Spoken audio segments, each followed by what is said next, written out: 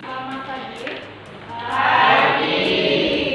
Silakan tuan kelas untuk doa dulu sambil duduknya. Siap.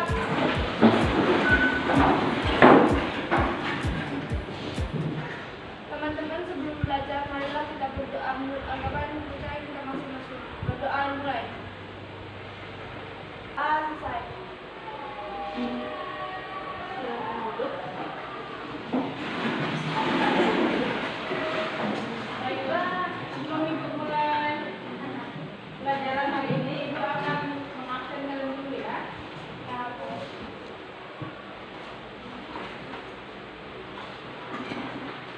Siapa yang sudah hadir hari ini? Elsie, keterangannya apa? Silakan kalian berdiri dulu. Ibu mau periksa perhatian dengan coba apa Idoy dengan bajunya dihasilkan. Pimpin PPK, fokus PPK. Silakan ketua kelas. Ya, jadi saya mau mimpin teman-teman ya. Ayo. Satu PPK. Religius, nasionalis, mandiri, gotong royong, integritas, mantap. Baiklah, Ibu akan menanyakan dulu nih. Kemarin, pertemuan kemarin, Ibu menyampaikan materi apa? Atau kita belajar tentang apa? Ayo, coba kita. Masih ingat kemarin? Belajar tentang apa kita? Unsur-unsur berita itu ada apa saja? Iya, kita akan belajar tentang kan di sini kita perhatikan di tampilan ibu tayangan. Ayo, satu orang. Struktur dan kaidah pembahasan berita. Iya, dan gimana kalian belajar untuk teks berita atau strukturnya ini untuk apa sih kira-kira? Agar apa? Untuk kehidupan kalian sehari-hari. Ayo. Ya, silakan kita. Selanjutnya Ibu akan menyampaikan KD-nya. Perhatikan. Ya, KD-nya 3.2. Menelaah struktur dan kemasan teks berita yang membanggakan dan memotivasi yang didengar dan dibaca. Terima kasih kita ya. Ini ada materi, kalian simak benar-benar ini materi. Pembahasan pada video kali ini yaitu mengenai struktur dan bahasaan teks berita kelas 8 semester 1. Yang pertama kita akan membahas struktur berita. Perhatikan kembali teks berita pada bagian sebelumnya ataupun teks berita lain yang telah kalian baca dari sumber lain.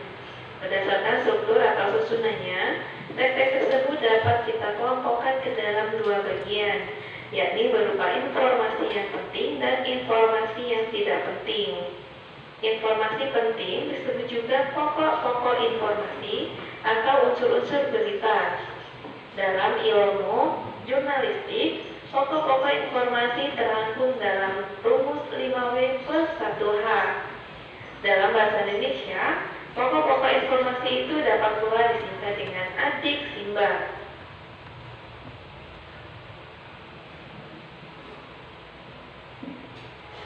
Keenam pertanyaan itu lazim ditempatkan di bagian awal pemberitaan yang kemudian sering disebut sebagai unsur-unsur berita. Bagian ini disimpan pada bagian kepala berita dan tubuh berita. Adapun susunan dari unsur-unsur berita itu bisa variatif. Misalnya ada yang didahului dengan penyediaan kata apa, ada pula yang diawali dengan kapan. Kemudian pertanyaan bagaimana itu biasanya ditempatkan pada bagian badan berita.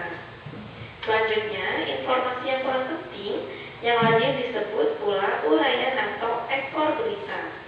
Ekor berita ini berada setelah kepala atau tubuh berita. Dengan struktur penyajian yang semacam itulah, susunan informasi di dalam suatu pemberitaan tersaji dalam pola piramida terbalik. Bagian awal merupakan bagian pokok, dan semakin ke bawah berita itu merupakan perincian-perinciannya yang sifatnya cenderung tidak penting. Perhatikan gambar berikut. Yang pertama ada judul berita. Dengan struktur penyajian informasi seperti itu, segi kepentingan suatu informasi semakin ke bawah semakin berkurang. Sebaliknya, informasi yang paling penting terletak pada bagian atas, yaitu kepala berita. Oleh karena itu, jika kita tidak cukup waktu untuk mendengarkan keseluruhan informasi, dengan hanya memperhatikan bagian awalnya, kita telah cukup mendapatkan informasi pokok yang merangkum keseluruhan isi berita. Selanjutnya yang kedua yaitu kaidah-kaidah kebahasaan. Bahasa baku ini adalah bahasa resmi. Kemudian yang kedua penggunaan kalimat langsung. Nah, kalimat langsung ini ditandai oleh dua tanda petik keterangan penyertanya. Perhatikan contoh berikut. Kemudian penggunaan konjungsi bahwa yang berfungsi sebagai penerang kata yang diikutinya. Selanjutnya penggunaan kata kerja mental atau kata kerja yang terkait dengan kegiatan dari hasil pemikiran. Kata-kata yang dimaksud yaitu memikirkan, membayangkan, berasumsi, berpraduga, berkesimpulan, dan beranalogi. Kemudian penggunaan fungsi keterangan waktu dan tempat sebagai konsekuensi dari perlunya kelengkapan suatu berita yang mencakup unsur kapan dan di mana. Kemudian penggunaan konjungsi temporal atau penjumlahan seperti kemudian, sejak, setelah, awalnya, dan akhirnya.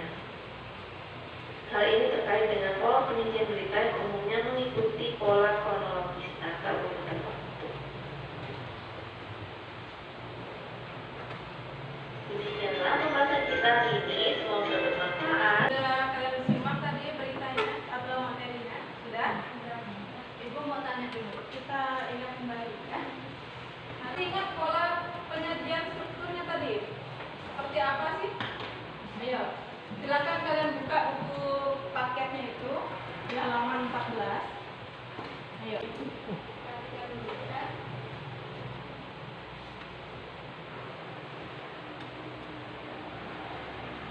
Sekarang semua ibu minta kalian bentuk kelompok yang kemarin, bentuk kelompoknya.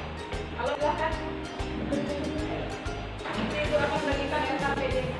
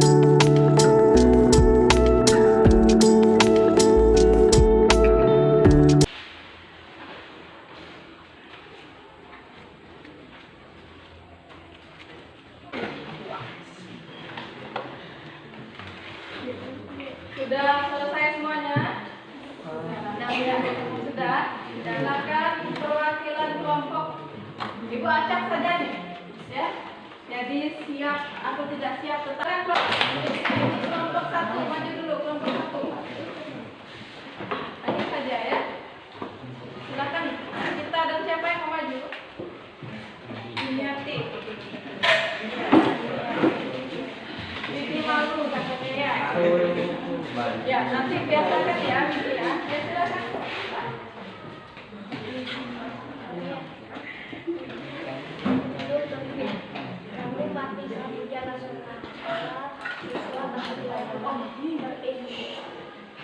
Bagian berita, kepala berita, paragraf pertama.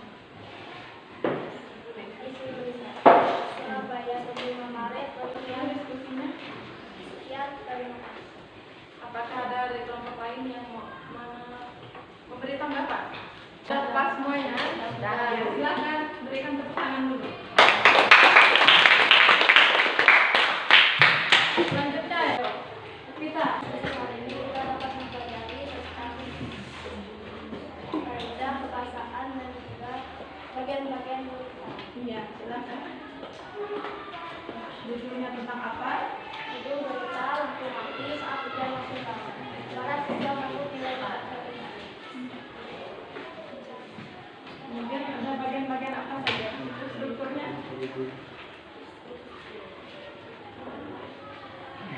Ada apa?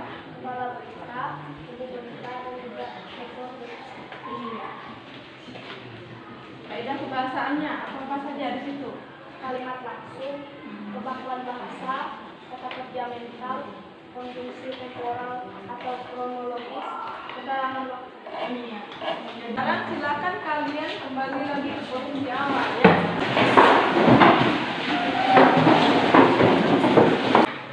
Kemudian, aku mau tanya dulu. Masih ingat materi yang tadi? Masih? Kita belajar tentang apa tadi? Struktur dan kaidah kebahasaan.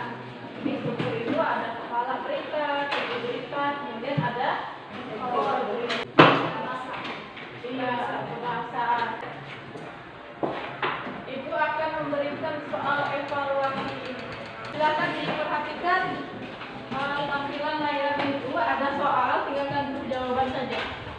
Ya.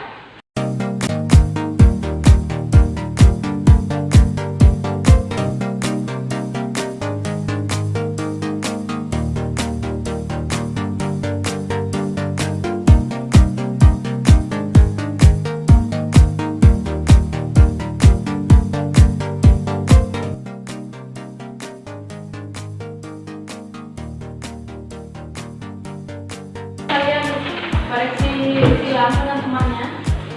Koreksi silang. Kita akan bahas dulu. Langsung bahas saja ya, karena ini soalnya mutlak.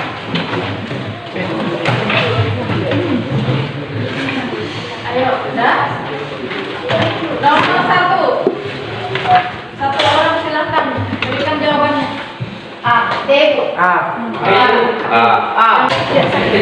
Pertemuan kita untuk materi struktur dan kaidah kebahasaan hari ini sudah selesai.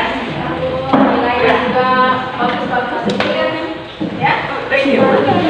Untuk pertemuan berikutnya kita akan belajar tentang sarana komunikasi, yaitu iklan, poster. Ini dibaca-baca lagi bukunya di rumah ya.